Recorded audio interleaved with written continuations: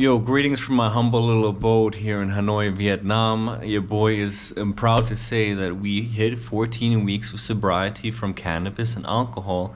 And a few days ago, I hit over 2 years nicotine free and tobacco free. 2 years since I quit cigarettes. So sobriety is going well. Um, the last 24 hours have been eventful. I'm here in Hanoi, Vietnam. My brain is barely working. The last week I've traveled so much. I've traveled mainly using ferries and buses. The last week I've caught 4 ferries, 3 buses, one of the ferries being 18 hours. So I've just been doing a lot of traveling.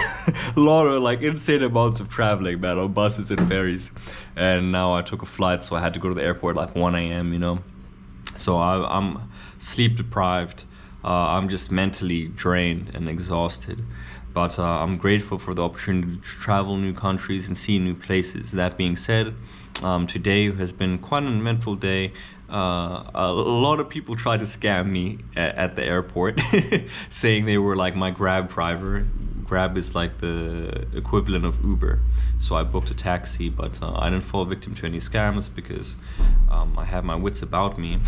And then at the airport, I got sold a SIM card that was supposed to be unlimited data, and that SIM card ran out of data when I was walking out and here in the city outside of the hotel trying to find a place to eat. So that really pissed me off because I didn't get what I paid for in this for the SIM card. I kind of got scammed. But since I'm staying at an airport hotel for one night because I just want to rest and regain myself before heading into the city, I went back to the airport and I got a new SIM card. And I dealt with the SIM card scam, but I'm probably gonna have to go to an official phone shop tomorrow once I'm in the city and register a proper SIM card underneath my name, because here there was no registration. I just paid a fee and they just gave me a SIM card, which is kind of sketchy. But what I'm trying to say is that I'm glad that these obstacles happened to me, and like in the video I made, 13 weeks of sobriety, every time something bad happens, every time someone tries to scam me, even if now I did get kind of scammed with the SIM card situation, if obstacles present themselves now, since I'm sober and go about my life with a clear head, I'm able to cope and deal with these situations and deal with these stresses in a lot better way. I've equipped myself with the tools to be able to cope with the stresses that life throws at you.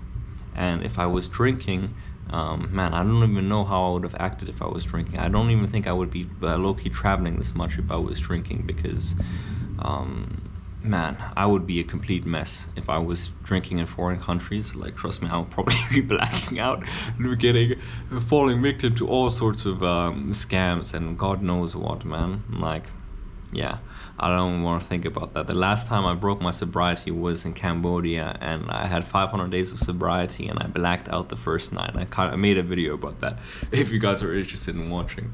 But I'm just here to say that I'm 14 weeks sober from alcohol and cannabis, and over 2 years ago since I quit nicotine and tobacco, which was quit smoking cigarettes, which was the best decision for my health.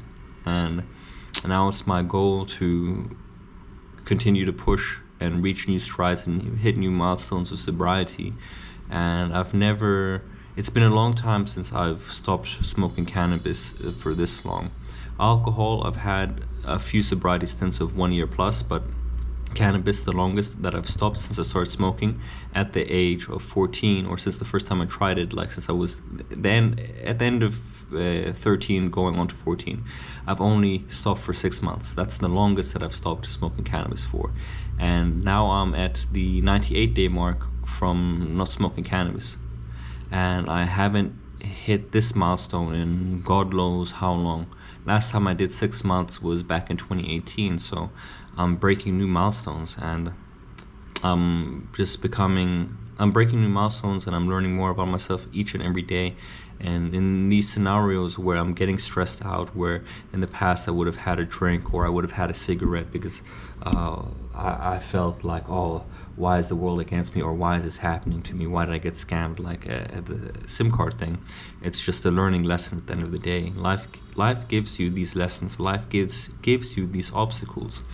And you can say it's kind of like the universe's way of testing you, or God's way of testing you. And through overcoming these challenges, You're building resilience within yourself. You're forging yourself to become a better version, a stronger version of the person you were before that challenge, before that obstacle, because you should be grateful for anything that life throws at you, even the tragic events, even the sad events, because once you overcome these obstacles, once you overcome these challenges, you come out victorious and you come out stronger. You become out more resilient. You come out forged better. You come out forged and equipped better to deal with future obstacles, better deal with future challenges.